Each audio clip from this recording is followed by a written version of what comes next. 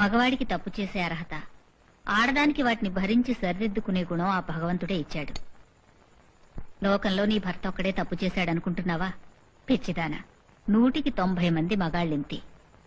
వాళ్ల భార్యలందరూ నీలాగా వీధిని పడితే దేశంలో ఇన్ని సంసారాలు చల్లగా ఉండేవా? చూడమ్మా ఇందు, స్నేహమైనా దాంపత్యమైనా ఒకరినొకరు క్షమించుకోగలిగితేనే కలకాలం కళకళ్లాడుతుండేది. అయినా కావాలని చేయాలని ఎవ్వరూ తప్పు చేయరమ్మా. దాని వెనుక వాళ్లు చెప్పుకోలేనివి, మనకర్థం కానివి ఎన్నో కారణాలుంటాయి.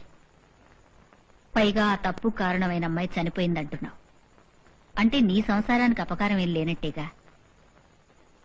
ఇందు, ఒక మాట అడుగుతాను చెప్పవే. ఇన్నేళ్ల మీ సంసారంలో అతను నిన్నెప్పుడైనా బాధ పెట్టాడా? ఎప్పుడైనా అన్యాయంగా ప్రవర్తించాడా? లేదే.